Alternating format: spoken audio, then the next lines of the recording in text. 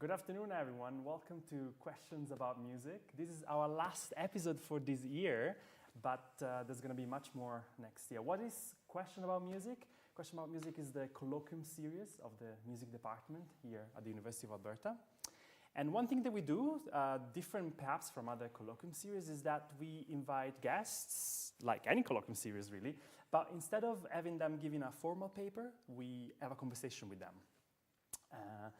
Part of our department interest in experimenting with formats in a way, other things that can come out for academics, performers, composer out of this kind of conversation, people interested in all the corners of music studies, music theory, popular music and media studies, musicology, ethnomusicology, as I said, performers, composer, everyone is welcome. People from the Edmonton music community, Edmonton Symphony performers, we love to see you here.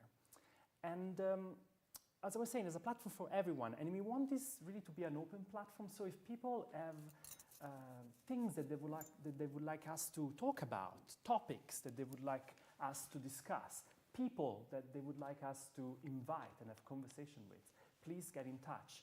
As I was saying, this is the last episode for this year, but there's a whole new year to be decided in terms of who is going to come next term and so on and so forth. So if you have ideas, desires, you've seen a new album coming out, a new performer that is really in your mind, you cannot get rid, you cannot stop listening to them, get in touch. We can have a conversation about it. I'm sure it could be very thought-provoking. My name is Fabio Morabito. I'm a musicologist here at the UofA. And today, here and now, I'm joined by Jill Rogers, who is here visiting us from Indiana University, Bloomington. And the reason why we invited Jill, and the reason why Jill is here, is because tomorrow there's going to be our graduate music conference, and Jill is going to be giving the keynote. Everyone is invited. Tune in, come. There's going to be much more in-depth into Jill's work, but this is an opportunity for us to get acquainted with Jill, to see the behind the scenes of her work, how she got to do that kind of work. And so this is great for the people that are going to be tomorrow at the keynote and that are going to be at the conference, but also I thought, what a better opportunity than this, than to see kind of like laid out a career of what professional musicologists can be doing in the world today in 2024. And to be entirely honest with you, Jill is probably one of the persons that I look up to as someone that is really doing incredible, inspiring work. So I really wanted to share this with everyone to see what it can be like to be a musicologist today. And perhaps we could start, Jill, since we titled this talk An Emotional Musicologist in the Making, perhaps, especially thinking about people that have not come across you before, who is the emotional musicologist? And how is that different from the traditional, the expectation for that kind of musicologist, quote unquote? Sure, thank you so much. First of all, thank you so much for having me, both the graduate students who invited me for the conference and Fabio. I'm just delighted to be here talking with all of you. In terms of who is that emotional musicologist, it is me. So I'm trying to figure out kind of how to start answering this question. I think maybe one way to kind of get into this is to talk a little bit about the kind of beginning of my trajectory as a musicologist and what that looked like. I have a background as a performer. I am a classically trained French horn player. That's what I did my undergraduate degree in, and then went on to do a master's and a doctorate in musicology. And, it didn't really start to occur to me till I was, I guess, in the first year of my PhD program. And it's one of those funny things, I'm sure you've had this happen to you too, where you kind of look back and in retrospect, you can kind of see the pattern as it was developing, but when you're living it, no idea. Really, really difficult. So I remember my first couple of years of the PhD, I did my PhD at UCLA. I remember, like, everyone I came in with, they already knew what they were going to work on, and they just, like, went right to it. And I came in because I thought I either wanted to work on popular music or I wanted to work on Mahler. There are some overlaps there. They're also quite different. And I ended up working on neither of those things. But I remember really struggling in the first couple of years and trying to kind of figure out what the through lines of my work were and what was that dissertation project going to be, because I felt like everyone around me already knew. And then something happened at the end of my first year, and this is one of the things that I'll kind of be sharing throughout our conversation at Questions About Music, are the ways that my personal life, things that have happened to me personally and emotionally, have affected the path that I've taken as a music scholar. And that is I think really central to why I choose to understand myself as an emotional musicologist. I'm not denying these experiences have really shaped me. Of course. So, and that might be considered something that's like a little bit different than like your quote unquote traditional musicologist, but we can get into that in a minute. So the end of my first year of grad school at UCLA, I'm also going to offer content warnings kind of throughout. That's part of like my practice as a musicologist who works on trauma studies. So I will be talking about death, grief, trauma, PTSD at various different, sexual assault is going to come up at a couple of points here. So I just kind of wanted to let people know that. And to say if you're watching online, feel free to step away. If you're watching here, feel free to step out of the room if you need to. But at the end of my first year of the PhD, a cat of mine passed away. And this was, I'd had a cat pass away the year before, and it really affected me. The first cat, I mean, I'd had that cat for much longer, but I was okay with it. In the second year, I'd found out she was not yet even 5 when she got diagnosed with a fatal illness, and I basically was trying to like kind of nurse her back to health, but I knew that wasn't really going to work. The doctors had already told me, and I had to basically like make the choice to do what I think was the most humane thing and put her to sleep, but it killed me. And there was about a year where I cried every day. And this was so different than the experience of the first cat that I'd lost. And I was just like, what is going on here? And so around the same time that was happening and I was grieving the loss of that cat, her name was Penny, I'd taken an independent study with the person who would become my dissertation supervisor, Professor Tamara Levitz. And it was, Tamara then was working on her book, Modernist Mysteries Persephone. So it's a book on French musical culture, Stravinsky, Ida Rubinstein, how these folks are dealing with exile and grief in during the war. After the war, in the war. Interwar period with Persephone, the ballet Persephone. And so she taught this course a couple years earlier that we adapted for the independent study that was on, I think it was on uncanny modernism. And so a lot of it actually had to do with grief and mourning. There was a lot of theory of grief and mourning there. And there was also a ton of French music, which I never in my life thought I would work on. Not ever. I had no like abstract interest in French music. It was really, because I was a horn player, it was all like Austro-German, canonic, big horn parts. So yeah, this completely took me by surprise, but I loved the reading that I was doing on grief and mourning. It really, really resonated with me and helped me process my own experiences of grief that I was trying to work through at the time. And then in addition, I heard something in Ravel's music as well. Specifically, there were 3 compositions, La Valse, Le Tombeau de Couperin, and Frontispice, which were all written in the like the immediate aftermath of Ravel's military service with the military during World War I in France, and right after the death of his mother, which happened in 1917. And I heard something that like both resonated with my own experience of grief, but also with all these texts that I was reading on grief. And then that led to me writing a seminar paper. And for those of you who may have like all of a sudden realized that this is a dissertation topic, I wrote a 50-page seminar paper over winter break. God, I would have not let that happen. If I wasn't, I would have stopped that. No, Tamara was like, this is great. But yes, it was long. But I was just like, I can see myself doing this for the rest of my life, and that's when that became my dissertation project. And so I did that. I worked for years in archives in Paris, and I completed my dissertation in 2014.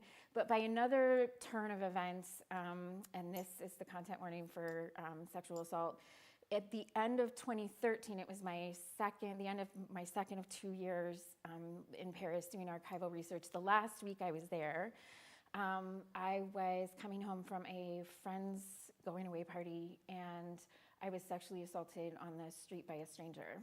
And then I left Paris like 3 days later. I was able to file a police report, and I felt really good about doing that. But this was a really unsettling experience, as you can imagine. And I also had to get up and just leave Paris, this place where it had just happened, and I'd spent 2 years of my life, so I had really complex feelings around all of this. But I finished the PhD, and I had to start thinking about, the book, what was going to come next. But right at the tail end of working on my dissertation, I read a book that I think really changed the course of events for me, and that was Judith Herman's Trauma and Recovery, which it's a watershed book. It was written in 1991, 1992. And Judith Herman's she was one of the first people to point out that the same kinds of symptoms that World War I veterans were experiencing, Vietnam veterans were experiencing, female rape victims were experiencing as well. So it's a very kind of feminist take on PTSD. Yeah. And it's one of these books that's been on the shelf of every therapist I've ever seen, but it's also one of those books that ends up being an entryway for a lot of people who end up wanting to work on trauma studies, no matter what other discipline they're coming from. So I was reading this book for me.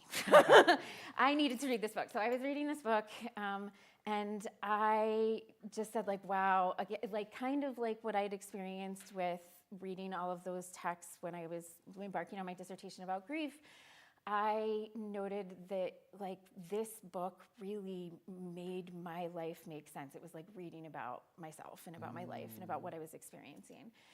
And since I was looking for a new direction to go with the book anyway, and I knew I wanted to go beyond just Ravel and beyond just grief studies, I ended up with my first book, Resonant Recoveries, was about the French musical cultures in the wake of World War I, and music as an embodied therapeutic practice in the wake of trauma, with grief as one subset of traumatic experience. So I think when I'm talking about myself as an emotional musicologist, a lot of what I'm talking about is the fact that I cannot get away, like all of us, I would argue, I cannot get away from my own subjectivity. Yeah. And for me, instead of trying to skirt around that and be more quote unquote objective, I just embrace it and I go with it. I mean, and you can read my book, and it's not like in Resonant Recoveries, I spend a lot of time talking about myself. I really don't. I mean, you get that in the acknowledgments or whatever, but that's really about it. After that, it's about my historical subjects. But I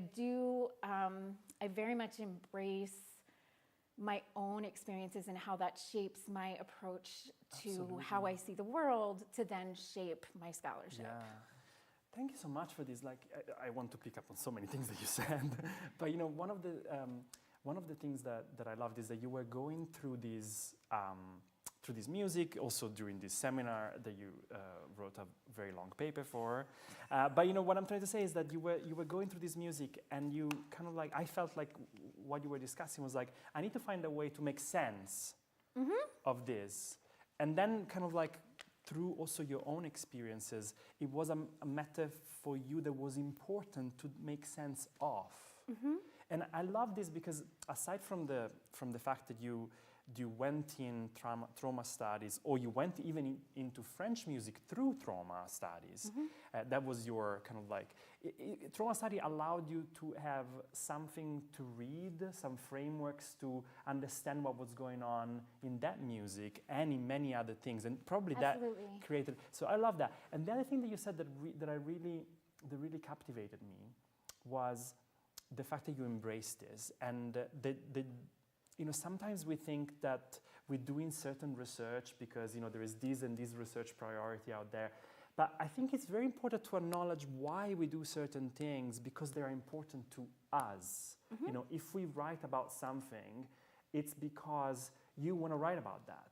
You want to deal with something, and there might be something very traumatic there, but if there's something, there might be a cause that is close to you. And no one has objectivity in doing that because it's clearly about us. And Yes. I don't think that that's a bad thing. No. Because then if everyone brings something that is about us to the conversation, that's a much richer conversation. Absolutely. Yeah. Because absolutely. I am going to focus on different things than, because of our different experiences, because our different interests, priorities. And then, the field of music studies is going to be much richer because of this, not despite this. Absolutely, absolutely. I mean, I think we can see this at all levels of musical experience too, right? Like, I think for anybody who picks up an instrument as a child, it's not like that's coming out of nowhere, right? Like, there are reasons why you're choosing to make music in the ways that you make music.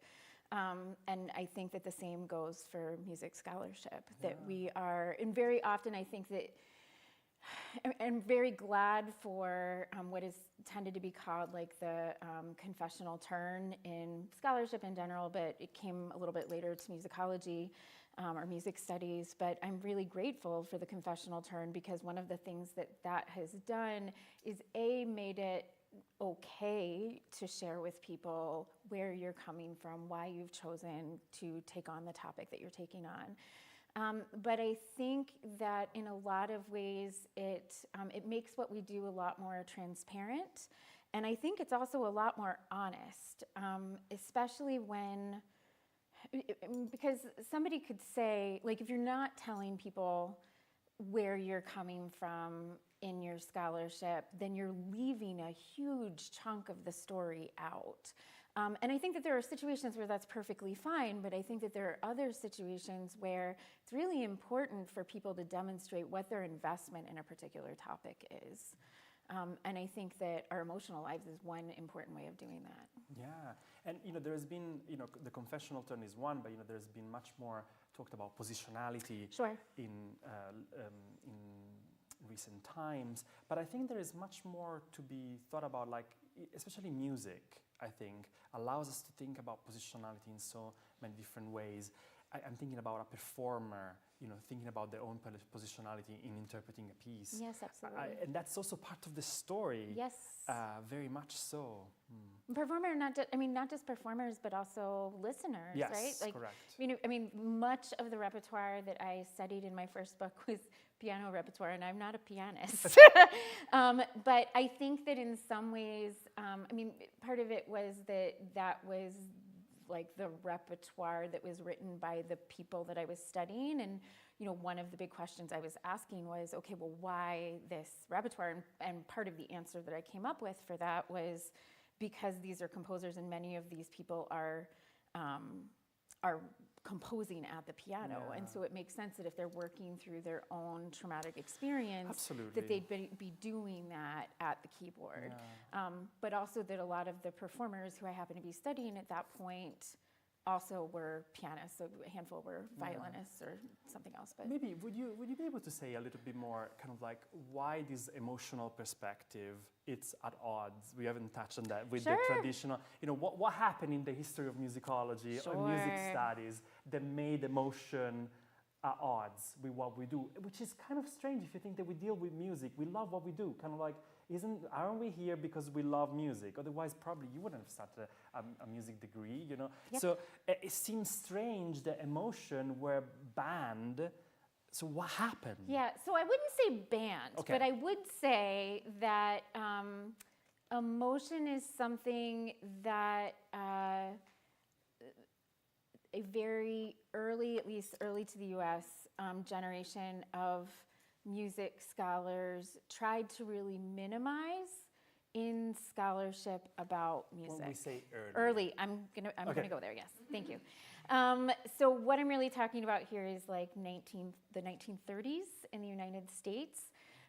So I consider what I'm about to share, I'm not sharing it like it's my personal anything. This is published. It's published in a great essay by Suzanne Cusick in Rethinking Music. But I consider this an origin story of the American Musicological Society, which is like the main scholarly society in the United States. And globally, it's got a pretty big presence as well. And so around 1930, Ruth Crawford, who would later be Ruth Crawford Seeger, but at this point she hadn't married Charles Seeger yet. Ruth Crawford was a young composer and music scholar. She would later do a lot of collecting of folk songs. She was an ultramodernist composer. But she was studying composition with Charles Seeger in New York. And Charles Seeger had told Ruth that she could attend this meeting of the New York Musicological Society in 1930. And it was made up of Charles Seeger and a number of other composers, ethnomusicologists, musicologists. And it was really one of the first established societies to be founded, like scholarly societies about music to be founded that wasn't primarily European in nature. So she's there where this meeting is taking place, and she's told she can come down and listen to one of the talks being given. And when she goes down at the scheduled time, she finds that the door has been closed and that she has been locked out of the room. And she says something that I think is really important. She recounts all of this in her diary, which is what Cusick relates at the beginning of this article. And she says, damn you. Like, she says, damn you to the musicologists. And she says something along the lines of, like, men are selfish. And later we find out, and Suzanne Cusick makes this argument, but I went back and actually listened to, and I'm going to cite it in the keynote talk tomorrow. I went back and actually listened to the audio of the interview. No, not of her. Of the interview. Charles Seeger, who would eventually marry Ruth Crawford. He did an interview in like the 60s about this moment. Okay. And he talks about why he shut Ruth Crawford out. And the reason is that there are a couple of reasons, but all of them have to do with gender. So one big one, I mean, it was that Ruth Crawford was a woman, and that the profession of music was already gendered feminine in a way at that particular point in time, so that they wanted to keep women out of the room so that the subject of musicology would be taken more seriously. And in a lot of ways, this also has to do with framing musicology as a more scientific and objective discipline that could not be tainted by emotionality. And just by having a woman in the room, and because of the stereotypical association between women and emotions that's historically significant, they decided to bar her from the room. And I think that this is a problem that we are still contending with today, where there are these calls, thankfully fewer and fewer, there are these calls for more objectivity in music research. I think that a lot of people of our generation, and probably the couple generations before us, have been pushing back against this. Yeah. But this has been a norm for a very long time. I think that in a lot of ways, this kind of moratorium on an openness of emotion in relation to this topic of study that, let's be frank, we all love, right? Like, none of us would be here if we didn't have some kind of deep emotional relationship with music. I think that this is why it's been minimized over the history, and why like music theory, for instance, and music analysis became this more like objective. I'm not saying it's more objective. I'm saying it got framed as a more objective methodology. Archives ended up being a more like objective methodology, when of course we now know like none of these methodologies are objective to begin with. So that to me is why we have this, like, we have emotional baggage around music. It's a beautiful way to say it. And when you say this objectivity and this wanting it to be a certain way, because effectively you feel insecure about you loving music. Yeah. Kind of. Well, I think it's that, and I also think as a profession. Yes, as a profession. But I think the other thing is that, okay, how many of us have sat on a plane and told somebody we're a musician? Has this happened? Yes? What do people tend to say to you? That's nice. I love music, right? Like, there's this idea that people Cute. in the world, I don't know about cute, I mean, maybe sometimes, but I get a lot of like, oh, that's so great. Music is so wonderful. Yeah. Like music, I think there's this idea that like the general public can go ahead and love music, but we as music scholars need to separate, right? Yeah. We need to separate ourselves. Like there's a kind of professionalism that occurs by splitting ourselves off from that emotional engagement with music.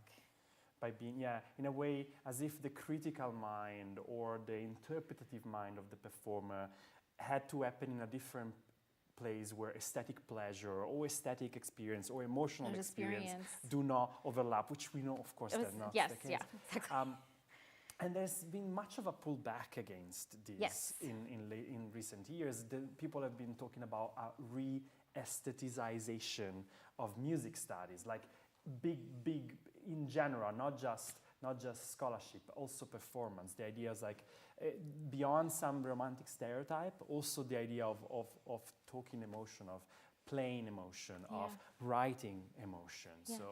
So we're certainly witnessing some of that. And what you were saying about this example, thank you, that made it so vivid. Thank you, Jill, about this particular example from your archival work and in reading Suzanne Cusick. But I was thinking that fear of not being up to scratch because of music not being serious enough. I mean, to me also, it brings back to some of the anxieties about the European Enlightenment. Oh, sure. Newton, the idea of doing verifiable experiments. Is it verifiable what you're doing? That is not good scholarship. You know what I mean? If there is emotion, someone could come to you and like, well, you had that experience, I didn't, so that's not, you know what I mean? Yeah, absolutely. But that's, of course, not the way to go about this. Yeah, and yet that is a critique that like I have received for some of my work. It depends on who's reading my work.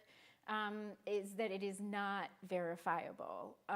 You cannot verify, like you are guessing at what people are feeling. And I understand that critique, and I think especially in terms of trauma studies, like one of the questions that I've gotten a lot from students actually is like, how do you deal with the ethics of your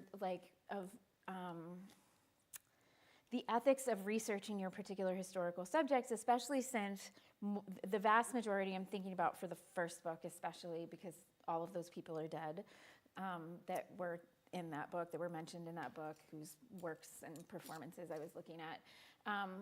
People have said, you're suggesting that these people experience trauma, but you don't have evidence of that. Like they have not said that to you. And I've had to think a lot about how do I actually want to address that particular concern. And for me, some of the reason why I think it's important to go ahead and say, like, look, I think these people probably did experience trauma, whether I'm right or not, is because as much as like I want to be ethical in my relationship to my historical subjects, I'm about to say something controversial, they are dead. And the author is dead. I cannot really hurt them, right? They're not going to really be hurt by the fact that I am suggesting that they have experienced trauma. The other thing is that I think that the research that we do is more important for the people who are living and for the people who are going to engage with it or benefit from it in some way.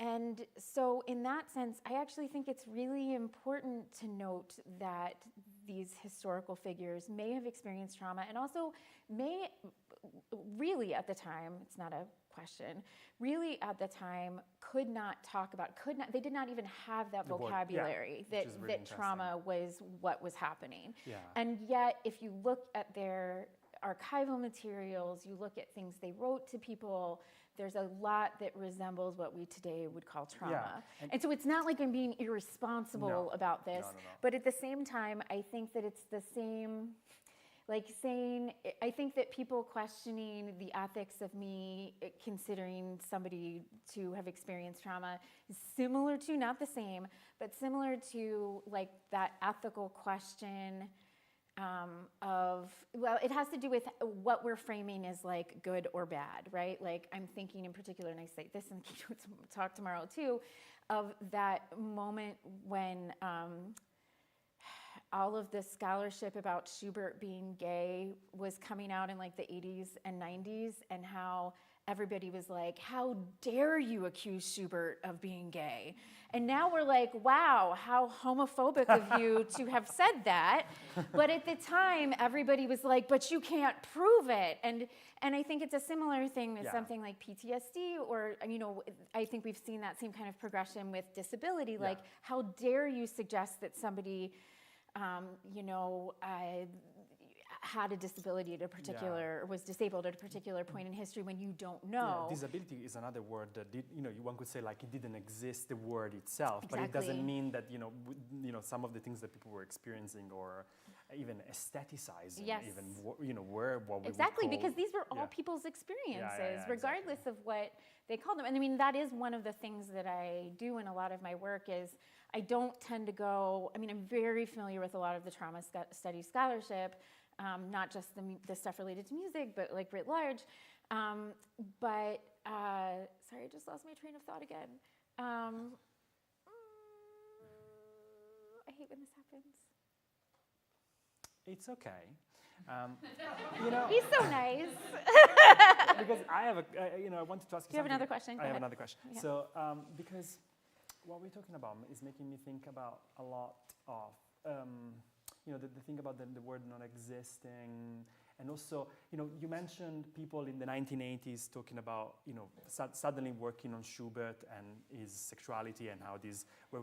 I think that's much of a sign of the 1980s. Oh, you sure. know? Yeah. So just as now we talk about trauma, this is clearly something on our urge, as we were saying at the beginning, to talk about trauma now.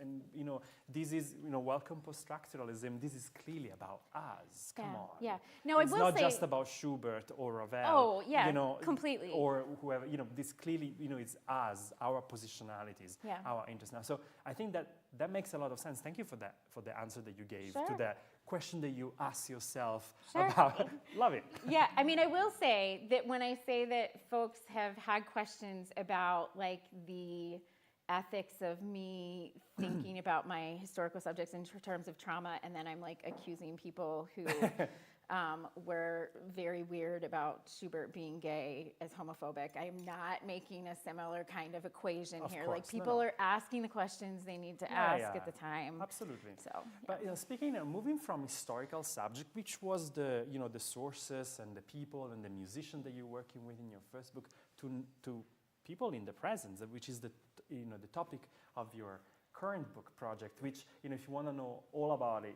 come tomorrow to the keynote. But, you know, this is really a project that I would like you to tell us a little bit about trauma and harm in music institution. That's the music institution book. Like, yes. And when we talk about music institution, we're talking about conservatories, universities, place where people study performance, place where students study musicology, and so on and so forth. Can you tell us what changed in the way for you to deal with your subjects? Because now these people are living. It's not like Ravel. Like, these people have their emotions as well that you have to attend to. Right. So in this book, so it's based primarily in the US, just because I had to have some kind of boundary to the project, or else it would be enormous. Although many of the things that I'm talking about are applicable outside of the United States. So in terms of both getting at the historical experience, or the experience of historical subjects, I'm continuing to do archival research. There are some snags with that are in a book that's on abuse and trauma in musical institutions. There are some snags in the archives that I didn't experience in the first one, and I can come back to those in a second. But I'm also doing ethnographic research in the form of a survey that I have that's floating around, and if you would like access to it, please get in contact with me. It's a Google form. And also conducting interviews with people. And so I think I have something like 65 survey results, and I've conducted close to 20 interviews at this point in time with people. That to me was really important, because you need something to supplement a lot of what's going on in the archives. And so this comes back to some of the snags with the archival materials for this project. So one thing is archives, first of all, aren't always very good at recounting what has happened in the last 20 to 25 years. And I wanted this book, it's very important to me with this book that I demonstrate that abuse is systemic within musical institutions, not just historically, but also up until our present moment, because that is true, and also because I think that I want to make that point so that institutions will change, so that they will hold themselves accountable, hold people within them accountable, and change. And so I needed to show that this is still happening, that this isn't just like a relic of the historical past. One of the other things that comes up, so a lot of the materials I've looked at in the archives have been oral histories, which can be great, and interviews, so those are terrific. Sometimes in letters, but very often, because I'm working with institutions, there's a major barrier in the archives, which is that institutions are self-protective very often, and even if they know that they have to submit materials to the archives, they can still clean up. Yes, they can clean up. Also, things like board meeting minutes is not where you're going to find people talking about abuse. You just aren't. And so what I've had to do very often, in addition to looking at, I mean, sometimes it's very important for me to look at those institutional archives to basically be able to say, oh, look how nothing is in the meeting minutes here, but look, I found all of this correspondence with somebody who's on that board, and look at everything that is going on so that you can really show the disparity between what's in like the official historical record of an institution and then what is actually happening on the ground.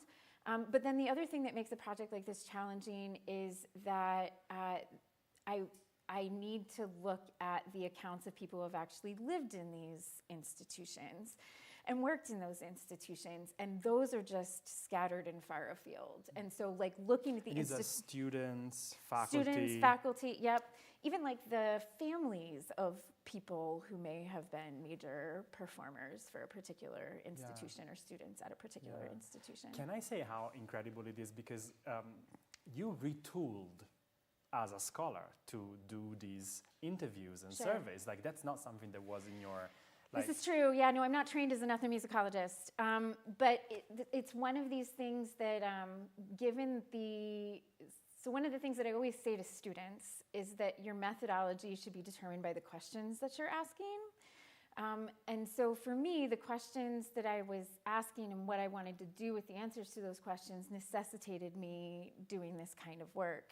I think it's also important that, like, throughout my career, and the fact that I've worked in trauma studies for as long as I have, and I've taught classes that are about music and trauma, means that I've been developing myself as a trauma-informed pedagogue for a long time.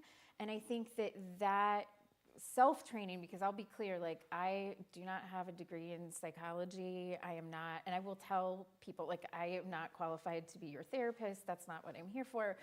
But I do believe that, like, I've read enough about trauma-informed practice because I wanted to be an ethical pedagogue and educator, that I took on a lot of those practices when I was interviewing, because this is also not, you can't go into interviews with people who have experienced, and in their words, for a lot of these people, like massively traumatic situations, and just like, I don't know, like run roughshod through the interview is like a really kind of harsh way to put it, but you have to be really sensitive to what people are about to tell you, and to emotions that might come up for those people in the course of a particular interview.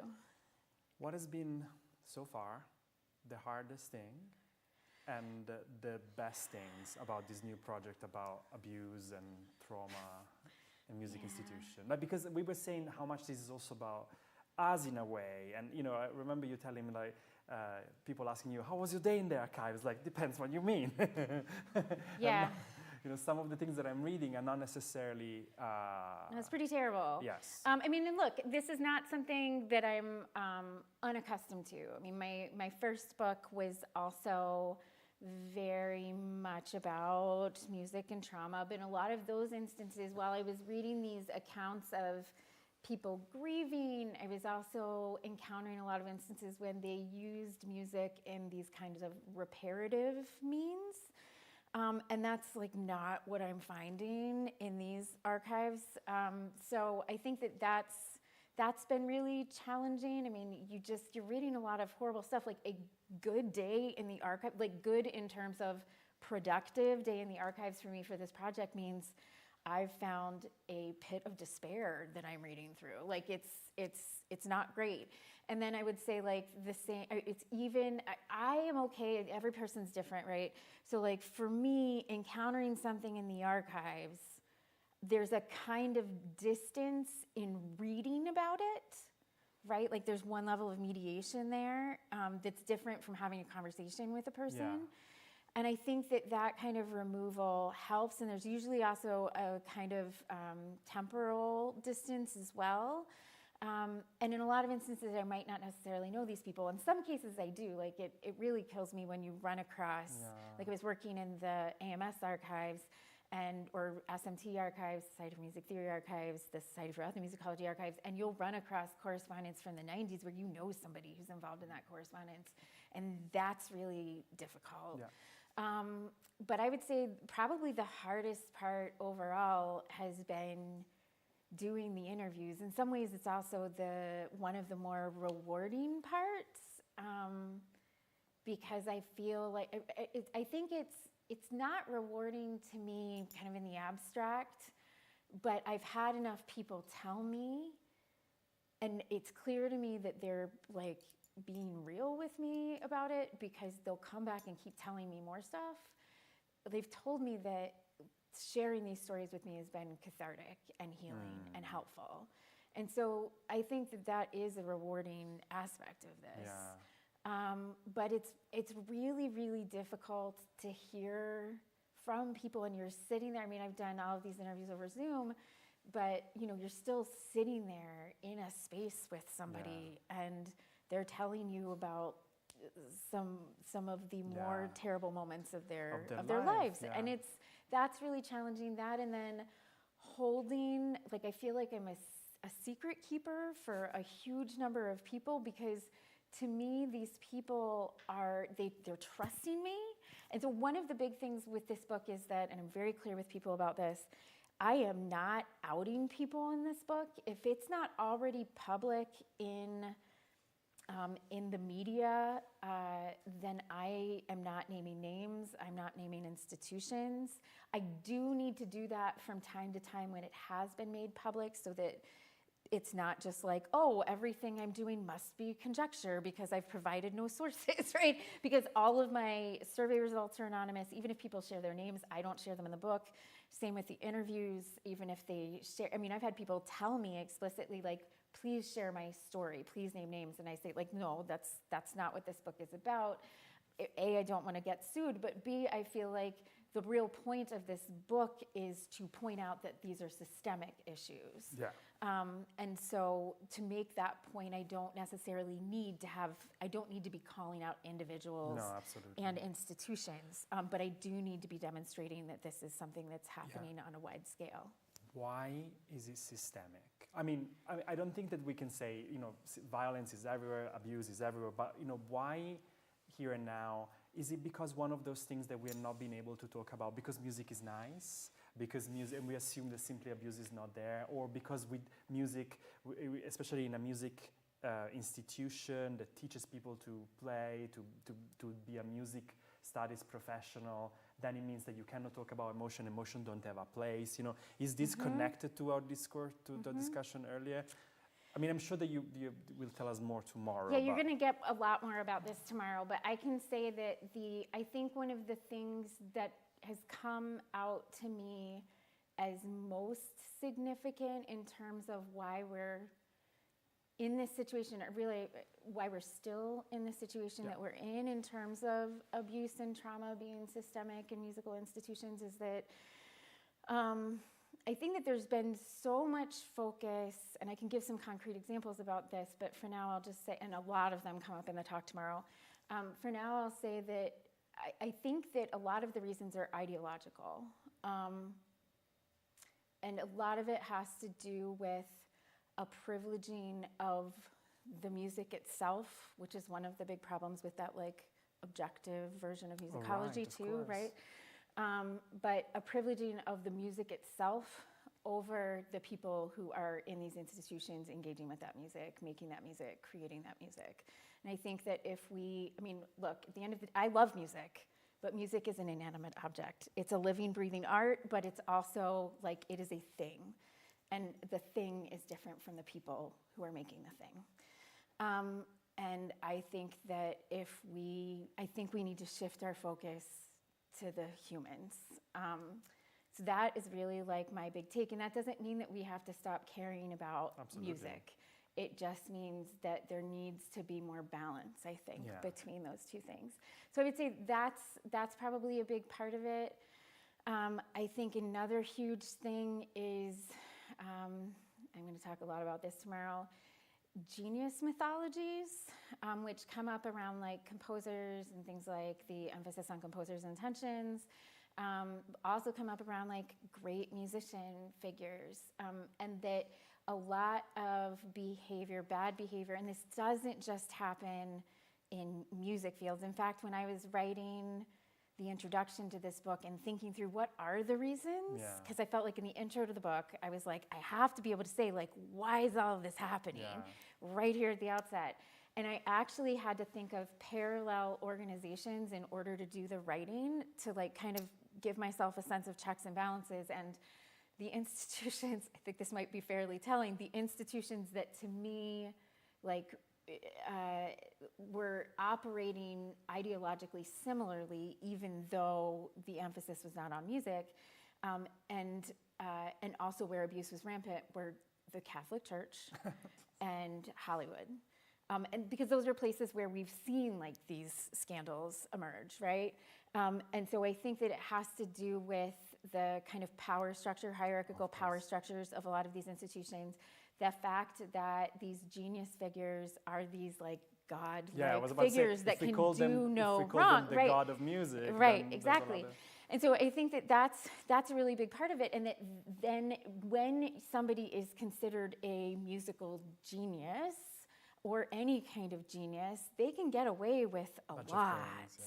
And then certain kinds of behaviors have ended up becoming normalized. So that I think is the other thing that's maybe not so ideological necessarily, but is more about the transmission of trauma, how trauma gets transmitted. I think it's ideological, to be honest. Like when you to a certain extent, but I also think that there's something like that to me. The normalization piece is absolutely ideological, but I also think that it is psychological, and it's not like those two things are necessarily separate. But I do think that, you know, as you see a generation go through like a kind of normalization of certain kinds of abuse, and that like, oh, but it's all worth it because of the music. Like I think that that's one of the, and I'll be talking about a particular musical figure tomorrow. I can say who it is, but I don't want to go into tons of detail. But Isabel Vengerova, do people know who this person is? So she was a Curtis piano professor in like the 20s through the 50s, 60s.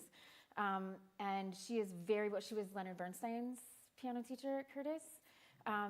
He referred to her as beloved Tirana, like she was a beloved tyrant. She is well known for screaming at people and throwing furniture at them in lessons, even very small children. And there's a whole memoir that was published that I'm going to cite in the talk tomorrow that to me is like a really fascinating document, because it was published by one of her students who throughout the book says on numerous occasions that he still has nightmares about the lessons he had. This man is like in his 60s when he's writing this book. And he's still talking about having nightmares about, and like doesn't just say it once. And then he's interviewing all of these people. So like this book is like a tribute to her, but it's also all of these people saying she psychologically destroyed me, but I loved her so much. And I'm like, this is like the excuses that people are making for the behavior. Like, it's okay that she did this because she cared about the music so much. And I'm just like, oh no, we have to stop that. Like that discourse is really, really problematic. There is a way of not normalizing behavior that is traumatizing to people and still caring about the music. And we have to find that kind of middle ground. Yeah, I think that's a beautiful way to end this, because we are at the point in which I am opening for questions from the floor, because this is questions about music and we want everyone to be able to ask questions. So, questions from the floor for Jill. Yes, Olivia. It was very, not exciting, but you saying that like you're a horn player was very interesting to me with the recent article that came out. New York Phil. New York Phil. And like I'm a female brass player too, so like Sure. it was very like impactful for me to like work through this. And it's interesting to me, like you're saying about like institutions, like education institutions, but I'm curious what your thoughts are on like symphonies, and curious what you think about how it's being handled right now by, I guess, the musicians that were there. That's a pretty open-ended question, but. Yeah. So, sorry, so obviously I know about this. So if folks, do you want me to briefly summarize, or do you want to briefly summarize like what has recently come out about the New York Phil? You go for it. Okay, I can do it. Just so everybody here is like aware of what it is that we're talking about. A story broke within the last couple weeks about female horn player, two brass players really, who were like denied tenure after one of them was drugged and sexually assaulted / raped by one of her New York Phil, two really, of her New York Phil colleagues. And then the female brass player who supported her was also denied tenure with the New York Phil. And this all happened 12 years ago, and it's just kind of coming to light now. And it's huge. It's in the media. If you are a female brass player, like I don't know a female brass player who's not talking about this right now. So you can go look it up. But in any case, I have one whole chapter. I mean, the keynote tomorrow is about musical training programs, like music higher ed, because that's what we decided it would be on. Yeah. But the book, I have a whole chapter that's just about professional classical music organizations, where I'm talking about symphony orchestras and where I'm talking about opera companies. And in that particular chapter, I am talking about like transgenerational trauma as one of the things that's happening most frequently in that space, that like, because the first chapter in the book is actually about music performance training programs. And one of the arguments that I'm making between that chapter and the next one is that these behaviors that become normalized when you're in school, even if like you did not see this happening. I mean, one of the dangers to me of music school administrations not addressing abuse when it's happening is that sets precedence and that normalizes certain kinds of behaviors for people in that institution. And I'm not just talking about the faculty, I'm talking about for students, right? And so it's really damaging to the people who may have had an abusive experience, like something has happened to them and nothing's done as a result to remedy the situation, or for somebody to be held accountable. But that is also really doing a lot of damage to future generations of musicians, because for as long as we continue to say like, well, there are no consequences for this behavior, and this behavior is normal, and especially for the greatest musicians, then we're really putting ourselves in a very, very bad position. I mean, I think that's why we're where we are now, and I think that if we don't absolutely put a stop to it as soon as possible, then we have no chance of stopping it. Thank you for that. I'm sorry I didn't really answer the second part about how do I think they're handling it. It's, I think that's very tricky. I'm glad that once the story came out, I'm glad that the New York Phil suspended them again. I think that that's absolutely what needed to happen, and it was really disappointing that they were reinstated to begin with. So I'll just leave that at that for now. Yes, please, over there. My name is Louise. I'm a grad student at participating being here, and I really love your work. I think it's super fascinating. I don't know if we have time for 2 questions. I had 2 questions. Go with one, then we skip over that, and then Absolutely. there's And I can more talk to time. you after. Okay, perfect. The one I think that I'm like more leaning towards is just like something that you said in the talk, having that sort of balance between the artist and the art. How do you kind of navigate through that? Say, for example, like I guess this is my disclaimer as well, like the allegations, say, against like Headley, for example. So like Headley, obviously everybody knows they're like a really popular like Canadian band, but their lead singer, this has been going on for a couple of years, but their lead singer had been, hasn't been convicted, but is on trial for sexual assault. So just like now, like Headley's an awesome band and I love them, but then how do you then navigate, like their music is good, but how do you then like separate the fact that you can't Sure.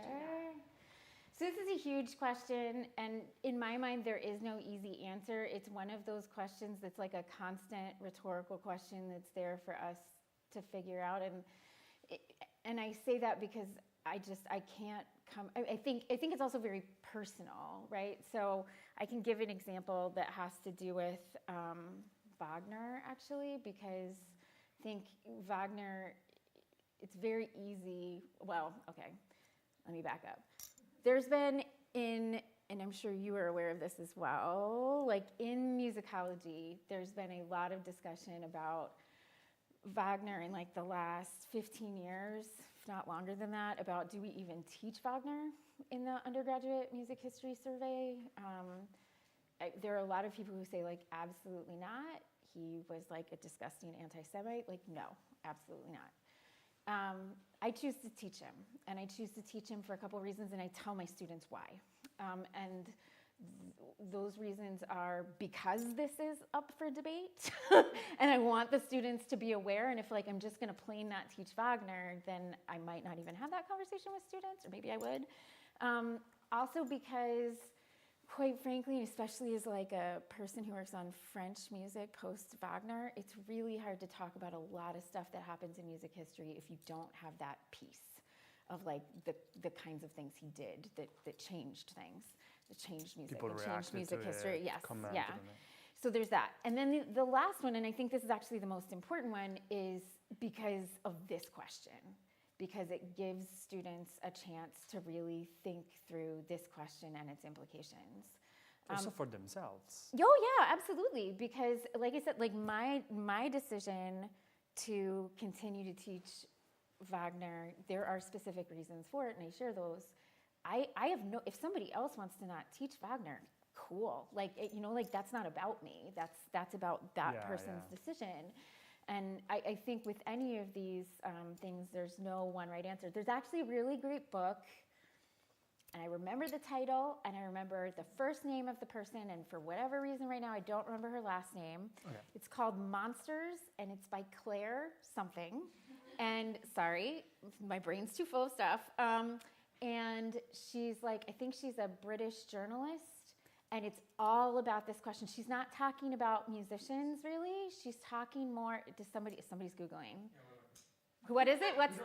Okay, you're looking it up. Okay, so just shout it out when you know. And I should say my colleague Sergio Espino Romero was the person who recommended this to me because he was reading it at some point. But in any case, who was it? Claire Gaterer. Yes. Okay. So, and the whole book is about like how do we deal with people like Picasso? Like her main person that she is having trouble dealing with is, gosh, what's his name? God, my brain. I will tell you, perimenopause is no fun for the brain fog. But you know, that can come up. Okay, we can talk about this later. But it's a film director, Polanski. That's what it is, Polanski. Like, what do you do with Polanski? Like, what do you do with these people who are like great artists who made great art, but also were very clearly horrible, abusive human beings? So like, I don't have a personal stake in this aside, or a personal answer to this aside from like, let's have a conversation about it. Yeah, let's have a conversation, and like, sorry, you got to work through some of that yourself too. Like, it's just, it's very hard. Like, I have a hard take on who I will not teach like recordings where James Levine is conducting anymore. I will not do it. There is also I was about to say, there is William Chang, Loving Music Till He Hurts, Yeah, which exactly. is about this, and that's, he has a chapter on James Levine. Yeah. But do you include Woody Allen in that? Would you?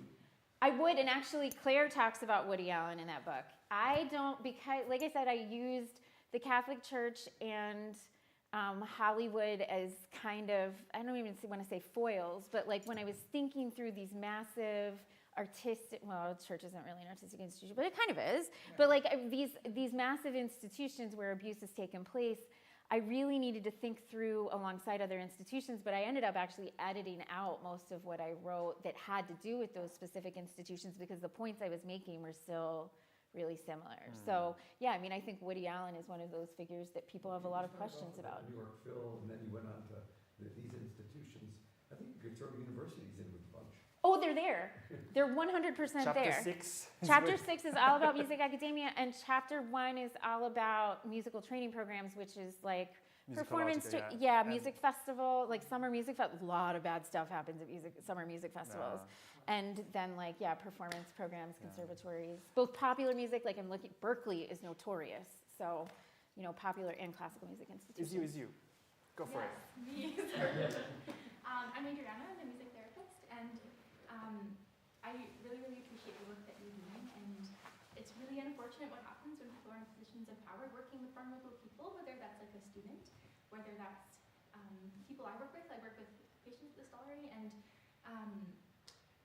question for you, how you were talking about your interviews with folks who've experienced trauma, I can see how humble you are and how you're approaching those topics, and I'm really curious for you how you recognize a lot of us are teachers in a different sense, whether that's with music, through with our students that we teach at schools, working with people. How are you approaching that, knowing that you're in that position of power to kind of interact with people and also take in the trauma that they're experiencing? I know we can go through a lot of vicarious trauma. Just curious how you're taking care of yourself and your thoughts on that kind of. Such good questions, really, really important questions. Thank you for those. I can address both. The first one might be a little quicker than the second. So your first question about like, how do I address the power structures that I'm very aware that I'm embroiled in just by virtue of like doing this work and being a teacher. I mean, I try to be cognizant of the fact that they are present, while at the same time not abusing the power that I have, and I try to have really open, transparent conversations with students as long as that is not crossing some kind of boundary.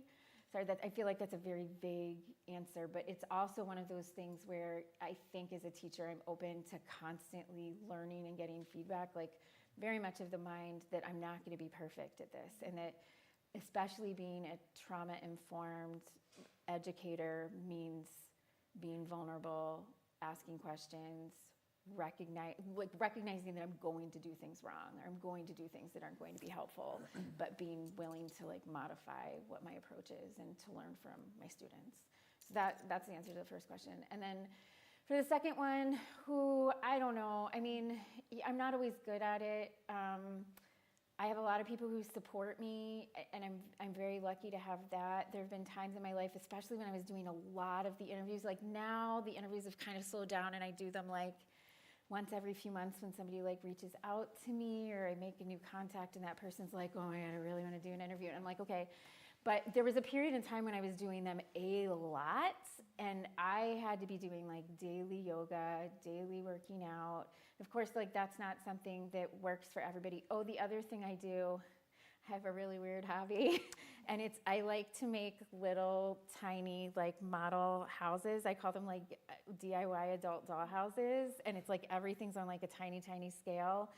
And I've thought a lot about why is it that I love doing this, and I think it's because I'm creating something, and I'm creating spaces, like I'm creating these kind of ideal spaces, but also that I have to be focusing on it so much that I get out of my brain and into my body.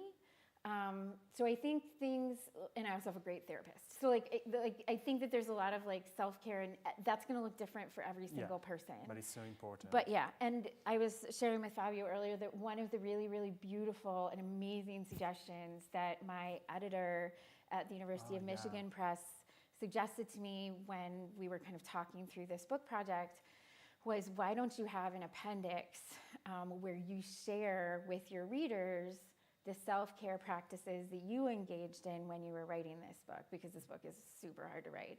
And my response to her was, that's beautiful, that's amazing, yes, but also it's not going to be able to be self-care because so much of this is community care. Like, it's not just about me taking care of myself, it's about being part of a community where we all support each other. And that is how I will write that appendix. Like, some of that will come from me, and some of that will come from like people who I know and people who maybe I don't know but want to share like what has worked for them. And a lot of it is going to be really community oriented, because I don't believe I could have done this work by myself. And that is something else I think we need to really do. I think we need to get away from, I think we need to dismantle that idea that we are singular people who are doing singular work, because that contributes to this like solitary genius mythology that is really problematic and quite frankly does not reflect what most of our careers look like anyway. No, because what we do is really community. Yes. And to do communal change needs to be only community led, I think. And to recognize, to make things change, we need to all be part of that. Yeah. I think we're at the end of the time there is allotted for us today, but linger for a glass of wine and ask more questions, absolutely, even those that we didn't have time to answer right now. But for here and now, can we thank Jill for this wonderful...